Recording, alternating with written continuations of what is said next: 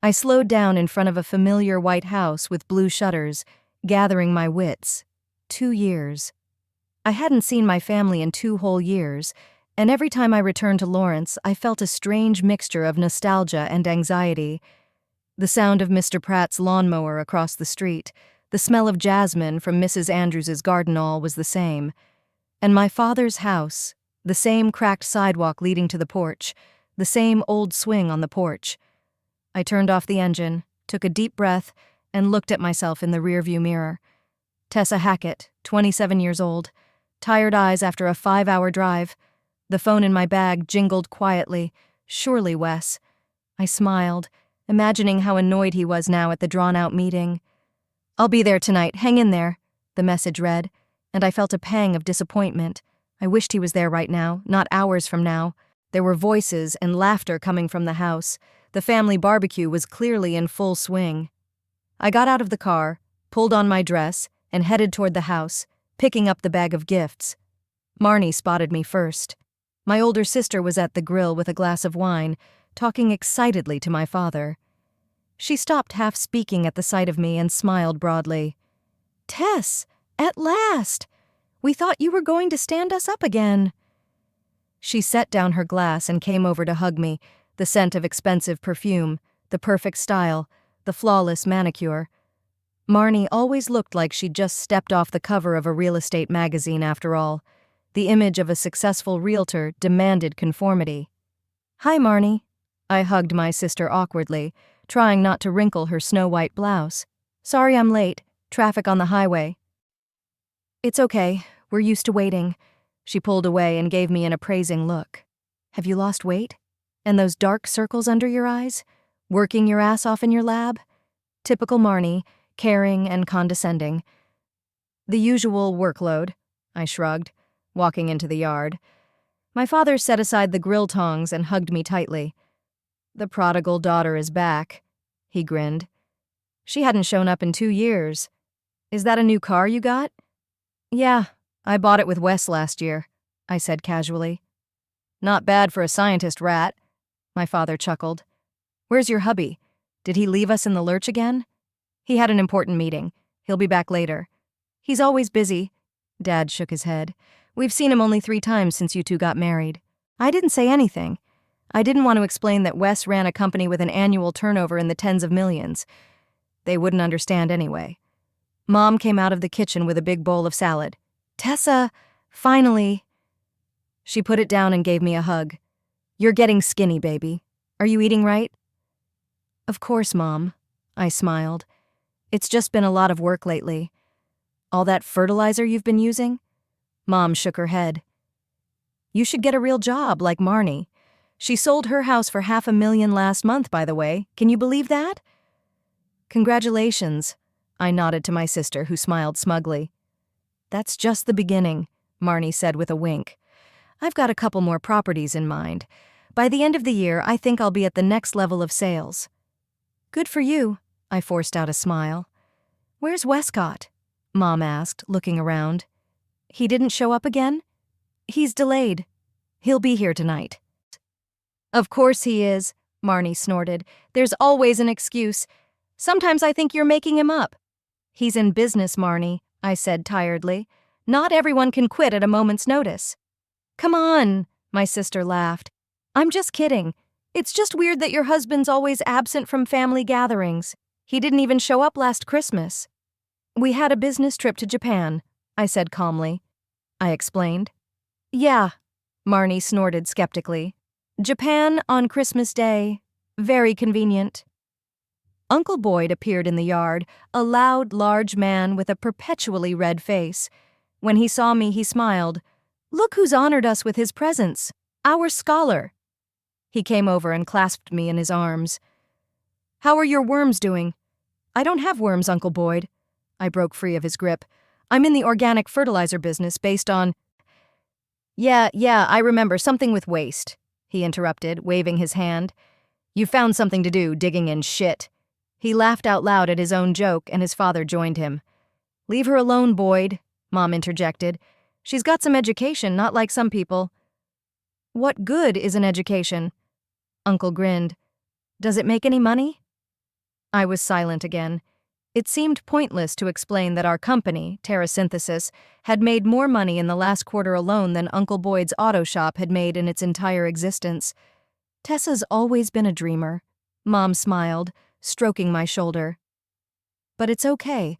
Westcott seems to be making good money, right? Yeah, we're doing okay, I nodded.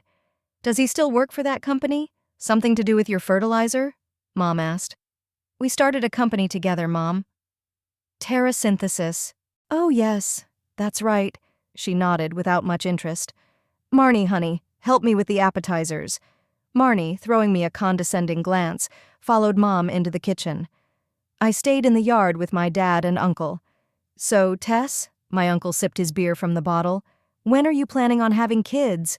Or are bags of fertilizer still more important? We're concentrating on business, I answered neutrally. Business, my uncle mocked. A woman's supposed to have a family. Marnie's already planning a third. Everyone has their own way. I turned away and walked over to the grill, pretending to be interested in the roasting meat. Don't take offense to Boyd, Dad said quietly, turning the steaks.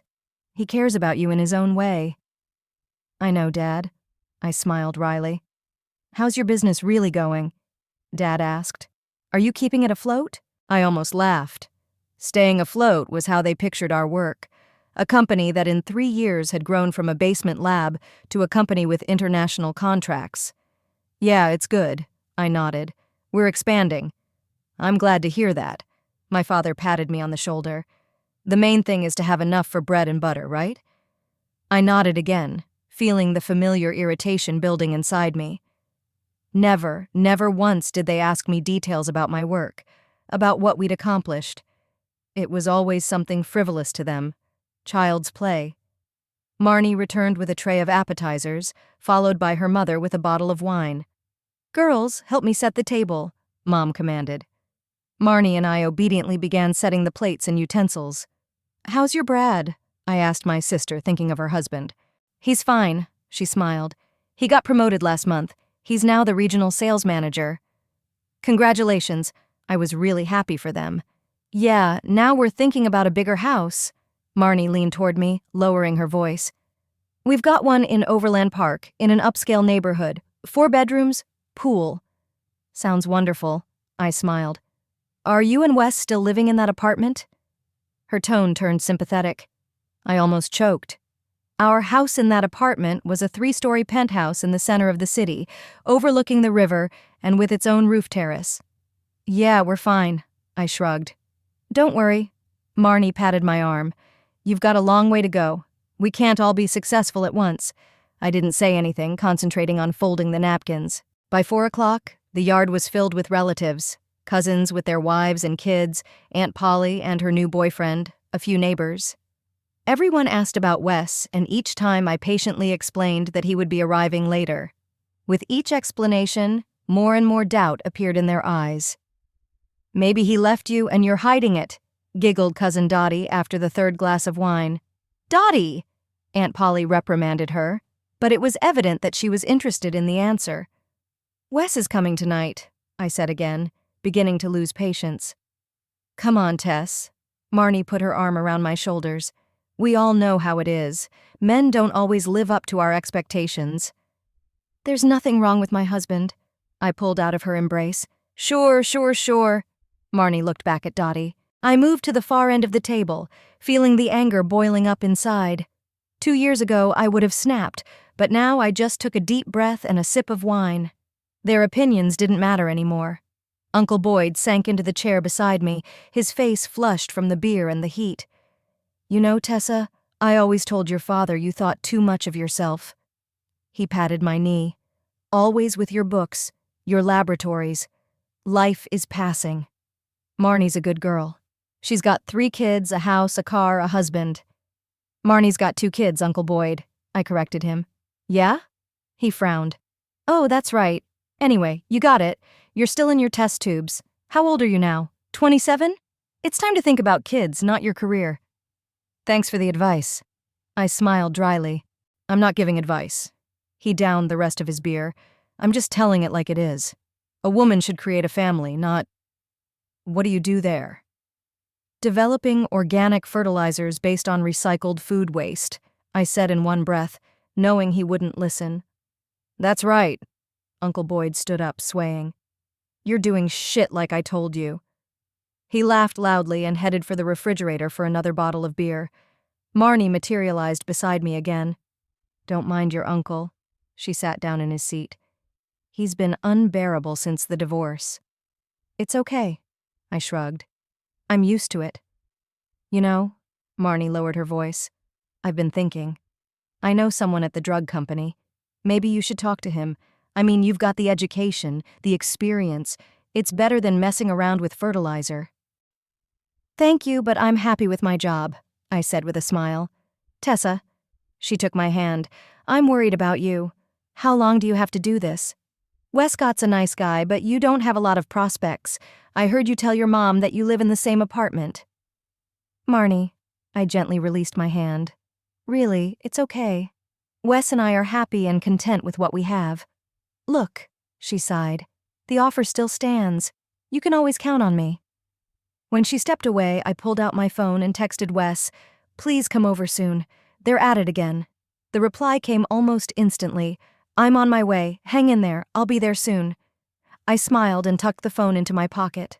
Just a little longer, and everything would change. The evening continued as usual. Marnie talked loudly about her success in real estate sales. Uncle Boyd told bearded jokes. Mom fussed with the food. Dad grilled a new batch of steaks. Same as always, nothing had changed in years. Do you remember, Tess, when you wanted to be an astronaut in high school? Dottie laughed. You built a model rocket and it exploded in the schoolyard. I remember, I nodded, smiling. It was one of the few good memories I had. The principal almost went crazy, Marnie said. And then you switched to chemistry and almost burned down the lab. Tessa's always been a dreamer. Mom patted my head like a little girl, always coming up with ideas, projects. It's a good thing Westcott grounded her a little. Yes, you're lucky to have a husband, Aunt Polly nodded. Such a serious young man. How does he put up with you with all your fantasies?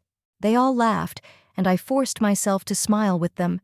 They couldn't know, that it was my fantasies that had turned into a proprietary formula that was now used in a dozen countries.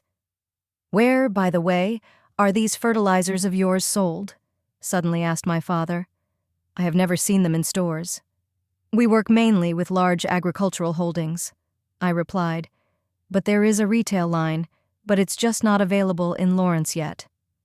Ah, my father said, as if I confirmed his suspicions that our business wasn't serious. Anyway, if you want a real job, you're welcome to apply, Marnie said with a wink. I'm always here for my sister. I nodded, taking another sip of wine. The phone in my pocket vibrated, a message from Wes. 10 minutes. A warmth of anticipation spilled inside. Soon, very soon. I heard the sound of a car pulling up and froze with my glass in my hand. The conversations in the courtyard quieted for a moment as everyone turned toward the gate. Even through the fence, it was obvious that the car was not cheap. A dark blue Jaguar stopped smoothly at the curb. Wow, who is it that has come to us? Uncle Boyd whistled. Are you expecting someone else, Clayton? Dad shook his head, squinting. Looks like your husband finally showed up, Marnie whispered to me, and I couldn't help but smile. The gate opened and Westcott entered the yard. He wore simple dark jeans and a light blue shirt with the sleeves rolled up, no expensive watches or flashy accessories, just his usual quiet confidence and a slight tiredness in his gaze after a long day at work. Hello, everyone, he smiled, looking around at the crowd. I walked up to him, feeling the atmosphere in the courtyard change. Wes hugged me and kissed me lightly on the cheek. I'm sorry I'm late, he said quietly. The meeting took too long. It's okay. I got through it. I squeezed his hand. Westcott. Mom came up to us. Finally, we were beginning to think you weren't coming again. Hello, Shelley. He hugged her warmly. I'm sorry for the delay. I had an emergency. Yeah, of course it was. Mom waved her hand. Are you hungry? We've got plenty of food. I could use a little snack, he nodded. Clayton, good to see you. My dad shook his hand, looking at my husband appraisingly. Nice car, he said casually. Is it new? Yeah, I got it last month. Wes nodded. The last one had already served its purpose. Jaguar's a serious car, my father said. Expensive. Reliable, Wes said simply. Marnie came over to us, holding a glass of wine. Wescott, it's been a long time. She kissed him on both cheeks. Tessa says your business is booming? We're not complaining, he smiled, taking the plate of food from his mother. And what exactly do you do? Marnie tilted her head to the side. Tessa said something about fertilizer, but I didn't understand what it was about. We develop and produce organic fertilizers based on recycled food waste, Wes answered. Tessa created a unique formula that increases yields by 30% without harming the soil. Sounds interesting. Marnie was clearly unimpressed. Who's buying it? Mostly large agricultural holdings. Wes calmly cut off a piece of steak. Last year we signed a contract with Midwest Farmers Alliance, and now we're negotiating with Asian partners. Midwest Farmers? Suddenly revived Father. This is one of the largest agricultural concerns in the region. Yes, they are our key partners, Wes nodded. And how big is the contract, if it's not a secret? Uncle Boyd asked, sitting down beside us. Wes gave me a quick glance. Big enough to double production, he said evasively. Uncle Boyd whistled. I thought you were in the garage working on flower pots, he chuckled. We started out in a rented basement, Wes smiled. But that was 3 years ago. How many employees do you have now? Dad asked. About 70 people in the main office and about 200 more in production, Wes answered, and I noticed my father's eyebrows go up. 270 people? He asked again. Wow. We're going to be over 350 by the end of the year, Wes added as if nothing had happened. We're opening a new production line. I watched the relatives' faces change. They were clearly trying to reconcile the image of weird Tessa and her weird ideas with the reality of the business Wes was talking about. And it's all thanks to Tessa's formula? Mom asked incredulously. Absolutely. Wes looked at me with undisguised pride. Tessa is the brains of the company. I'm just helping with the business side. Who would have thought it? Marnie murmured, taking a big sip of wine. How big is your office? Mom asked. Tessa never gave details. 2 floors in the Apollo Business Center downtown, Wes answered, plus a lab and manufacturing space outside of town. The Apollo? Marnie almost choked. It's the most prestigious business center in the world. Yes. We like the location, Wes nodded. It's convenient for partner meetings. I saw Marnie's eyes widen. She'd worked in real estate and knew the rents at the Apollo. How long had you been there? She asked. About a year, Wes answered. Before that, we rented a smaller place. I didn't know you guys were so serious? Mom looked at me confused. You never asked, I shrugged. And you didn't talk about it much either, my father pointed out. Why? I smiled slightly. You always thought my studies were a whim. There was an awkward pause. Waite continued to eat quietly as if he didn't notice the tension. So it turns out you make a good living? Uncle Boyd asked bluntly. Wes put aside his fork and blotted the corners of his mouth with his napkin. Enough not to worry about tomorrow, he said diplomatically. Now, don't be modest, Uncle Boyd winked. Jaguars don't grow on trees. A car is a tool, nothing more, Wes said calmly. I have to go to a lot of meetings, so I need a comfortable car. Have you ever thought of moving to a bigger house? Marnie asked. There are a lot of interesting offers on the market now. We like our current place, replied Wes. Maybe in a year or 2 we'll think about something bigger, if we decide to have children. Marnie opened her mouth to say something, but my phone rang. I glanced at the screen and frowned. I'm sorry. I have to take this. I got up from the table. It's important. I stepped to the far corner of the courtyard and took the call. Go ahead, Mr. Greenwood. Wes watched me from his seat, smiling slightly. He knew perfectly well who was calling. Yes, sir. Of course, we can discuss the details. No, that's not a problem for us. I spoke loud enough for the family to hear. Yes, $15 million is a reasonable starting amount. I saw Uncle Boyd choke on his beer and Marnie freeze with her fork halfway to her mouth. Of course, Mr. Governor, I emphasized the last word. We'll have all the documents ready for your visit. Yes, Westcott will also be present. Thank you. See you later. I returned to the table, trying not to smile too smugly. Excuse me. I sat down in my seat. Business matters. Was that the governor? Mom asked in shock. Yeah, Greenwood wants a contract to supply our fertilizer to every farm in the state. I shrugged, as if it were no big deal. And we were talking about $15 million? Dad asked quietly. That's just the initial amount, Wes answered in my place. The full scope of the contract would be discussed next week. There was a deafening silence in the air. I felt the atmosphere at the table had changed dramatically. Now everyone was looking at me and Wes with completely different eyes. So you're rich? Dottie asked bluntly.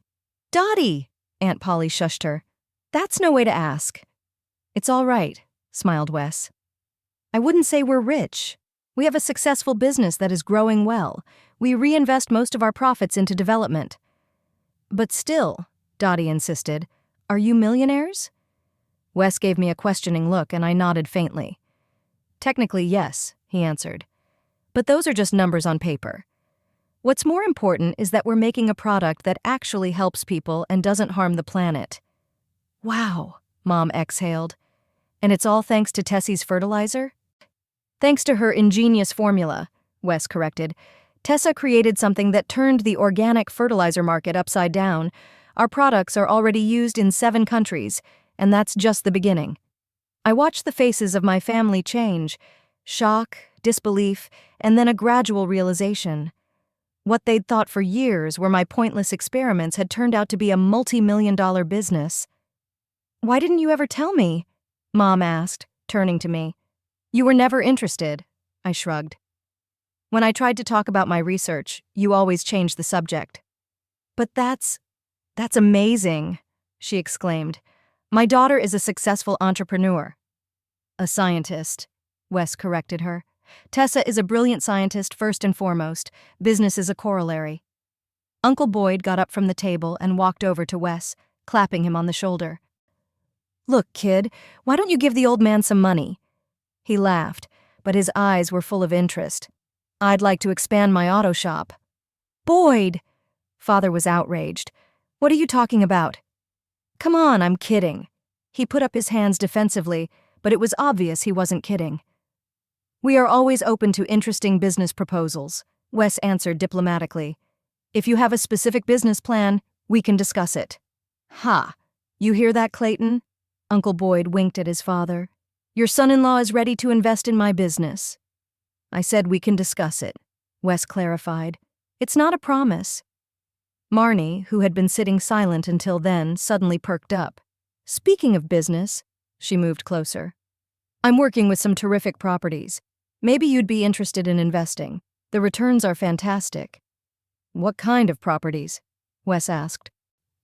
Well, for example, there's a shopping center on the outskirts of Kansas City, Marnie said in a business-like tone. It's a little idle right now, but with the right management— Sorry to interrupt, Wes interjected, but we don't invest in real estate. It's not our specialty. Oh, Marnie was clearly confused. Well, maybe I can help you find a house. I thought you said you were thinking of expanding. Maybe in a couple years. Wes smiled. But thanks for the offer.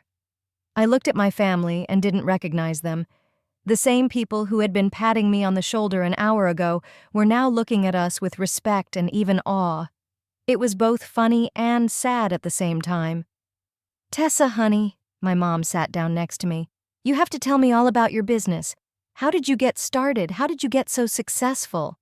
Yes, we're all interested, said Aunt Polly. I looked at Wes. It all started with my thesis, I began. I was researching the possibilities of converting food waste into organic fertilizer. At the time, it was just an academic project. One that no one took seriously, Wes added. Except for me, I saw the potential right away. Wes had a small inheritance from his grandfather, I continued. He invested all the money in our first lab. It was a risk, but I believed in Tessa. Wes took my hand. And she didn't let me down. 6 months later, we had a formula that showed amazing results. We patented the technology and started looking for investors. I smiled, remembering those crazy days. The first year was very difficult. We worked 18 hours a day, living practically in the lab.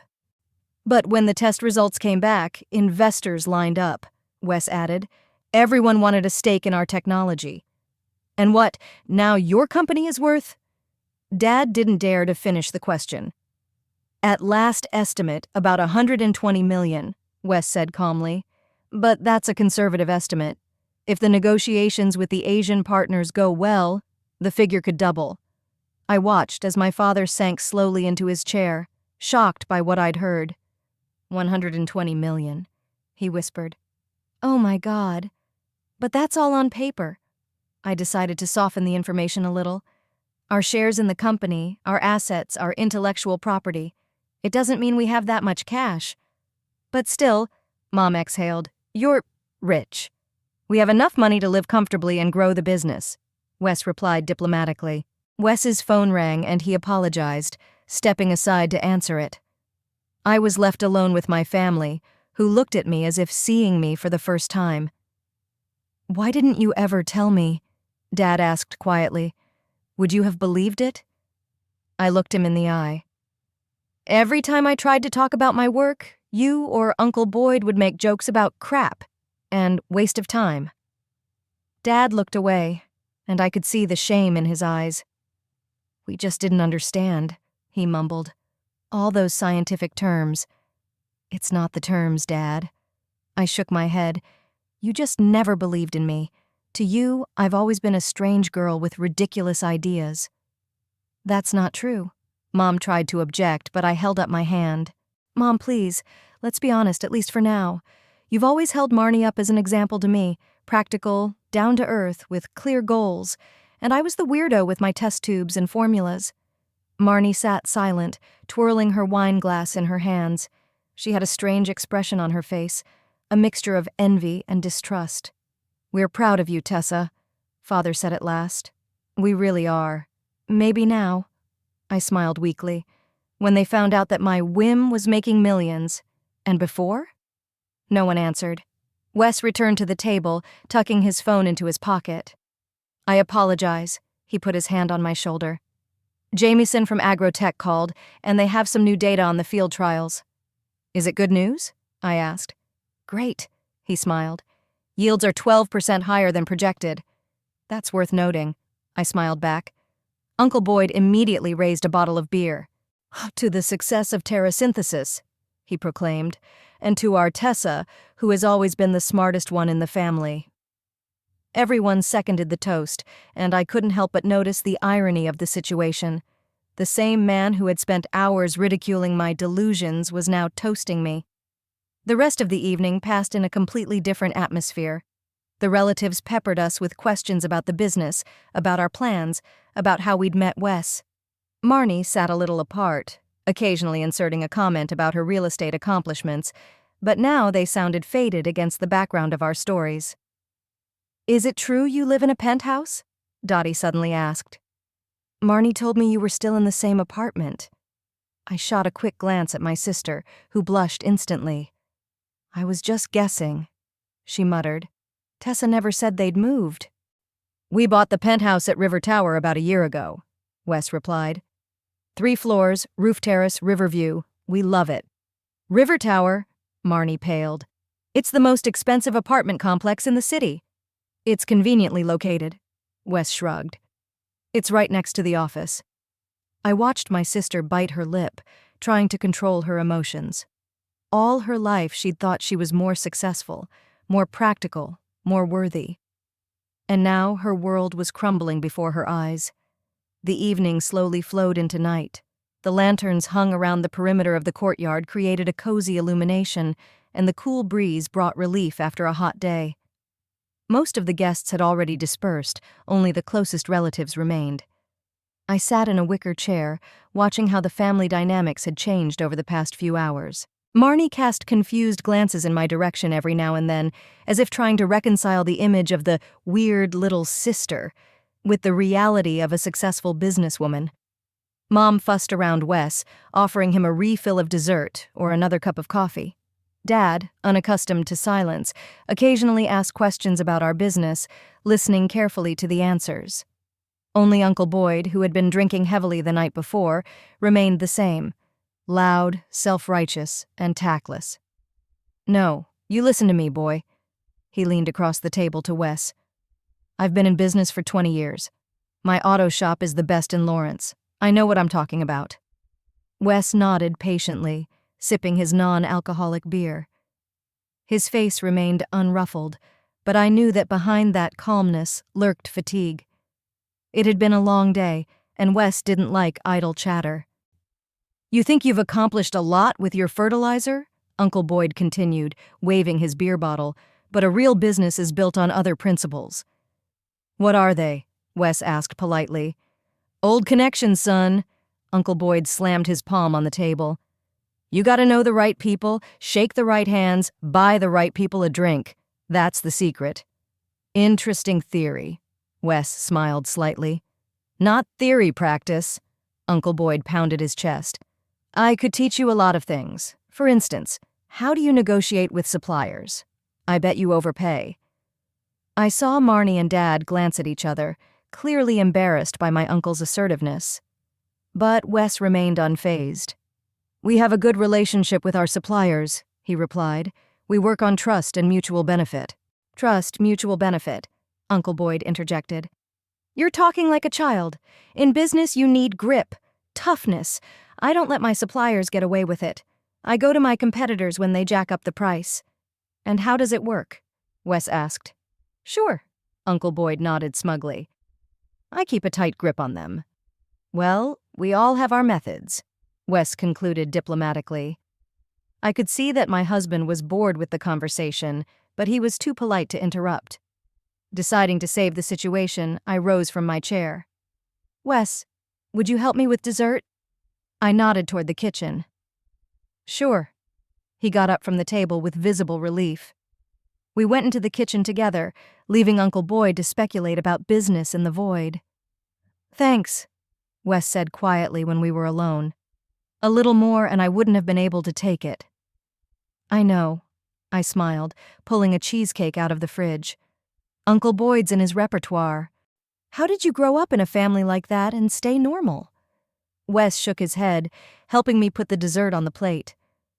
"Sometimes I wonder about that," I laughed, but there was sadness in my laughter.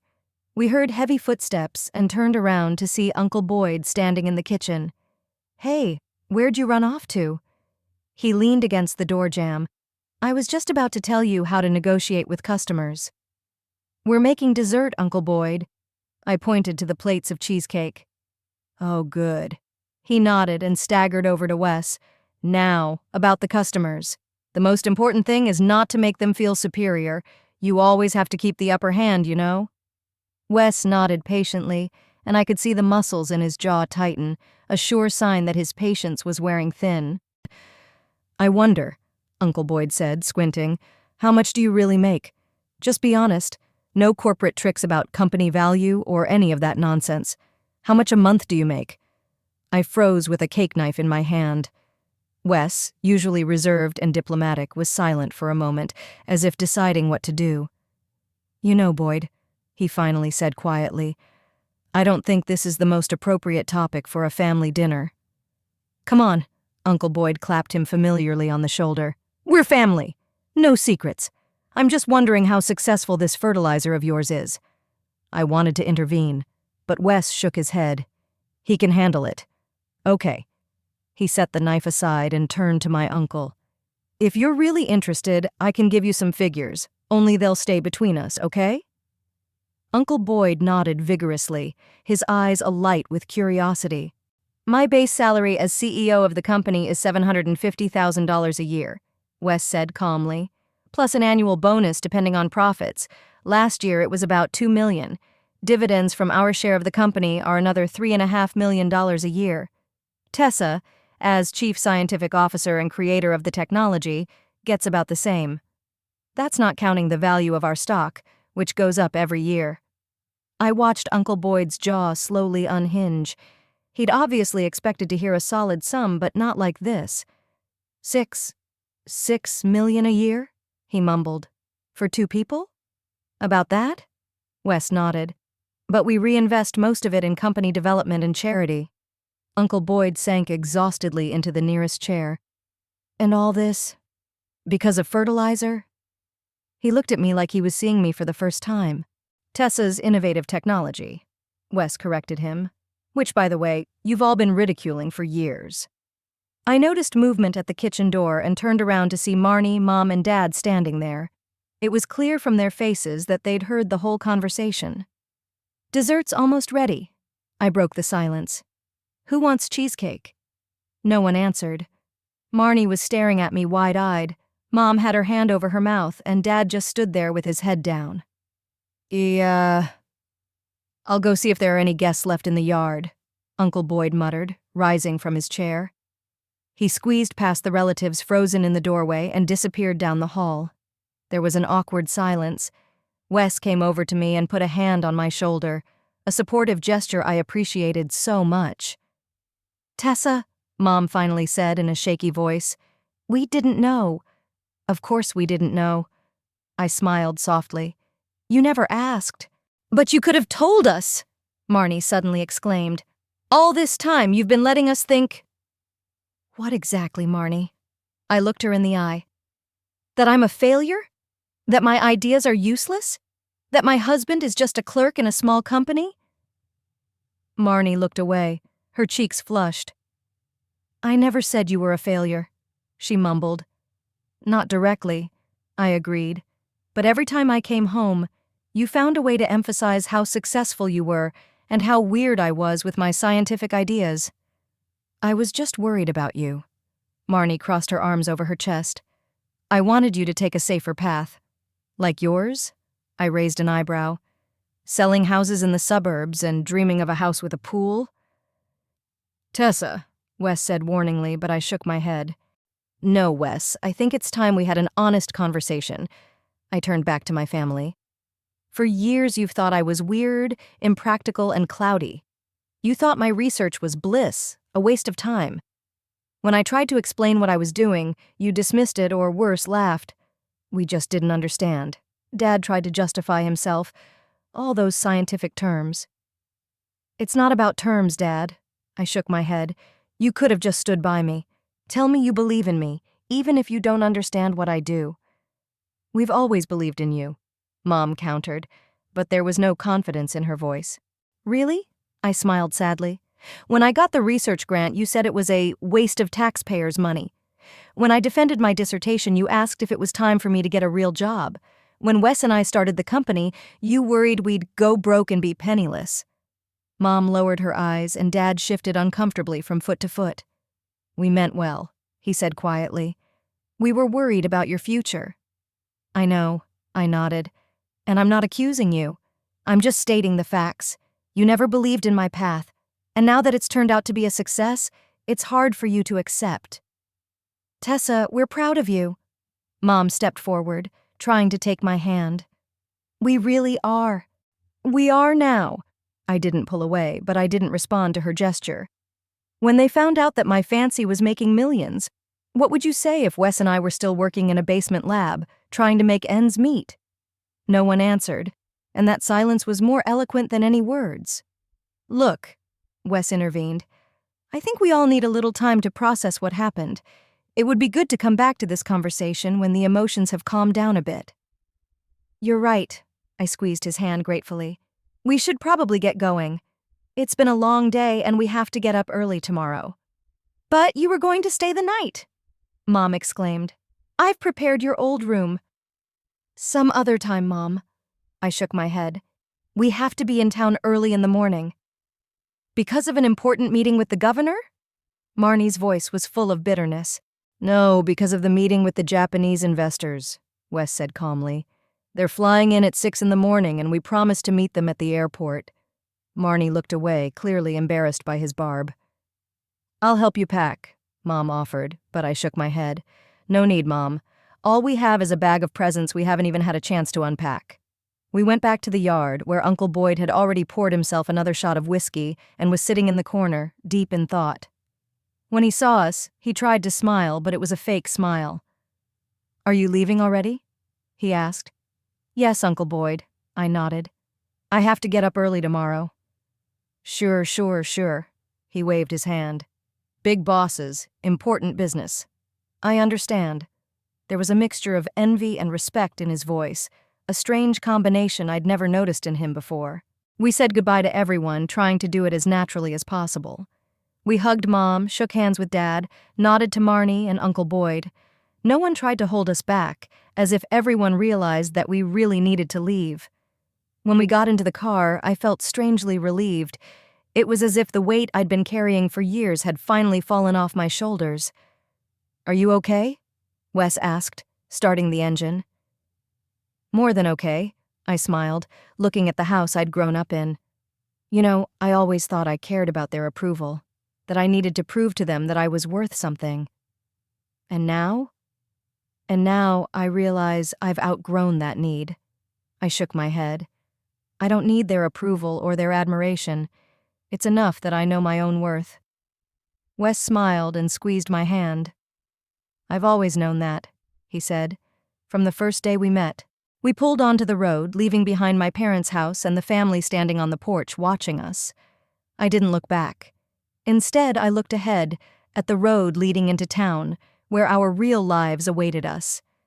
In the rearview mirror, I could see the figures on the porch getting smaller and smaller until they disappeared around the corner. Maybe the next time we met, things would be different. Maybe they'll finally see me for who I am. And if they don't, well, I've learned to live without their approval. What's on your mind? Wes asked me when we got on the highway. About how weird life is, I smiled. All I ever wanted was for them to believe in me. And when they finally did, it turned out I didn't need it anymore. Do you think they'll learn a lesson from that? I don't know, I shrugged. But it's not my problem anymore. I have you, our company, our future. That's more than enough. Wes nodded and turned on the music. We drove home, leaving behind not only my childhood home, but also the need for approval from a family that had never really understood me, and there was a strange, unexpected liberation in that.